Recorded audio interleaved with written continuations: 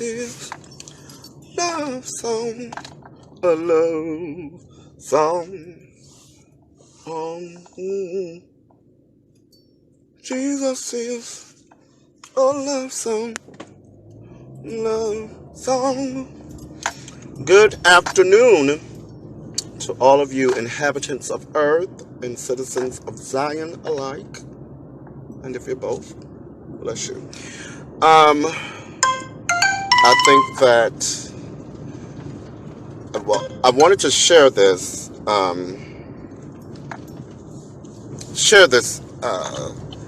that I was impressed to share. This year, I did decide that I would be a little more vocal, a little active in doing my part, which I think is necessary, which is part of the reason for this, God bless you, Jason, for this live. With all that is happening, all that is going on and happening in today's time in the church realm, we are clear and understanding the epic and viral, the Kimberell situation and saga that is seemingly still continuing on. I'm not here to talk about that. I did a live, not even about that, but just in response to, and expanding from that.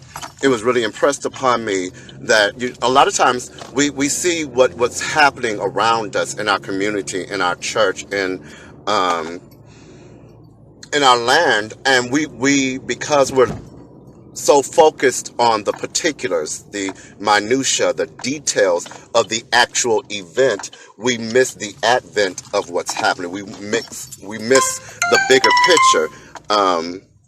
And so I think that it is worthwhile to focus on the message behind, and not the literal message. Sometimes we're captivated by what they actually said, but what is the actual message? Because in short history, we've seen this conversation come up more than one time. We've seen this conversation. God bless you, Carter, and TJ. Hey, Monty, bless you.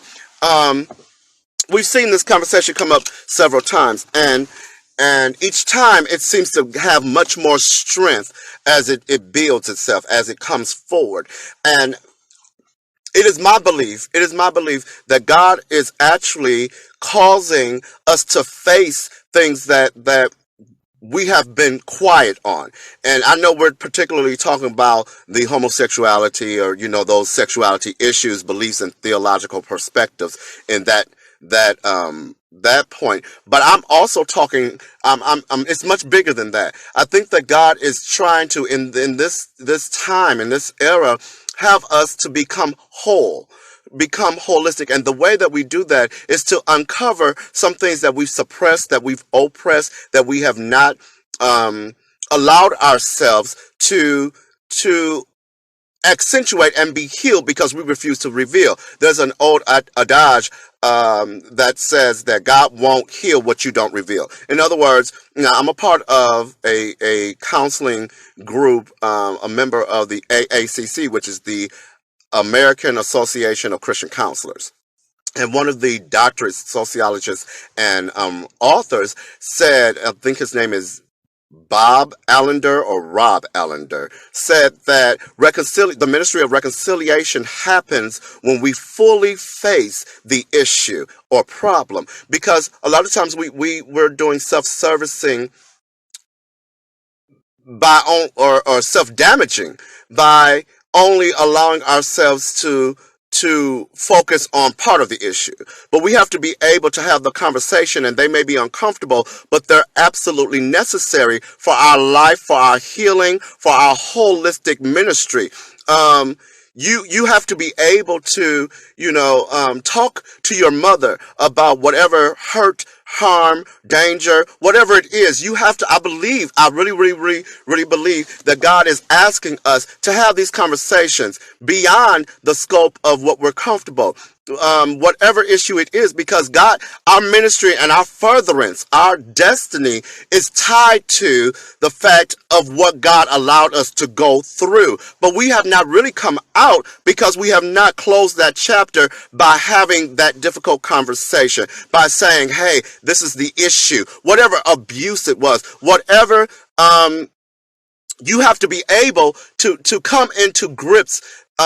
You have psychosomatic issues, things that illnesses and mental instabilities, all because we have refused to actually talk about. We have to put on different faces and masks and wear different type of us.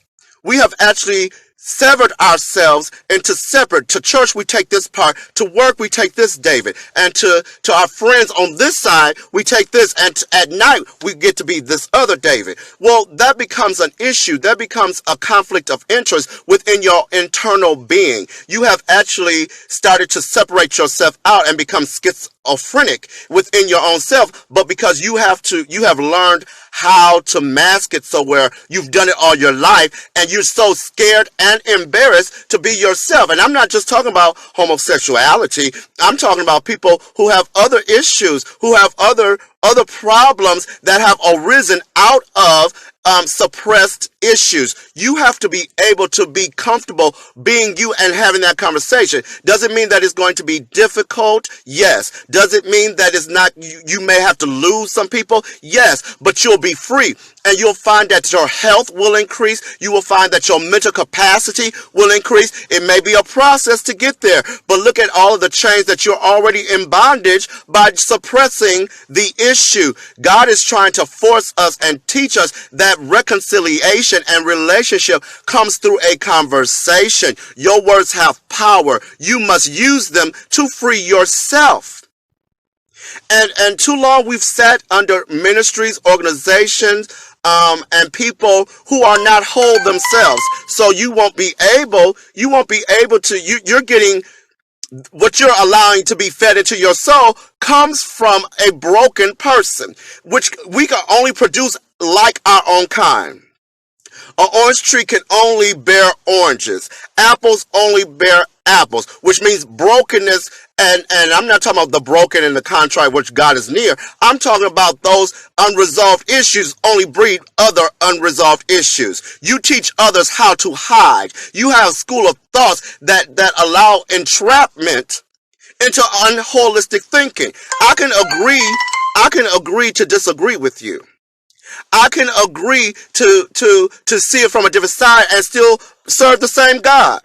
It's okay, but we need to have these conversations. Even if I understand, I've been to places in my life where it hurts so much to talk about, I couldn't even fix my mouth to say it.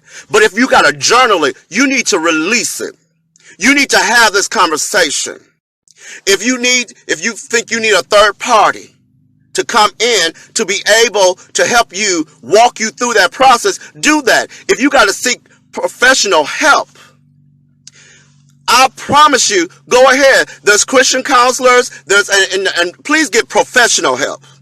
Because some of it, you're only talking to people who are broken themselves. And they've not resolved their own issues. So be sure to have, but I believe it. I believe that God is trying to move his people into alignment, but you can't get there broken. You can't minister out of pieces. Now I know that God can use broken pieces. Yes, I believe that God can use, but why not be whole? Wilt thou be made whole?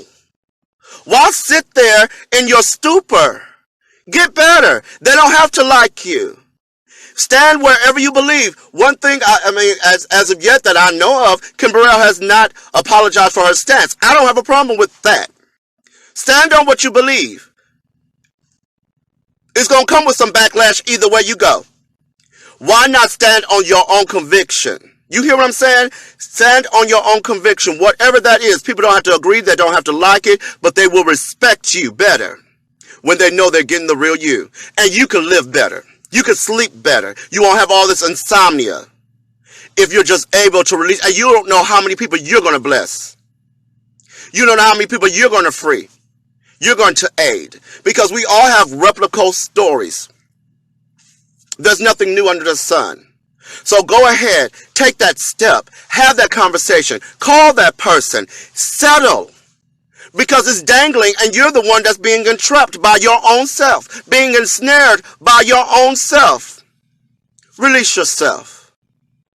Release yourself. I'm really serious. Release yourself. Have the conversations. Please open your mouth. Death and life is in the power of the tongue. And not just for affirmations and speaking, I'm going to get a new job, a new house, wealth and health for every my house. Well, let it be in your body through a conversation. That's the real health. Because who cares about having a real big house and you're not well enough to enjoy it? Or you got 5 different doors that people have to come in and out depending on who you are that day. No.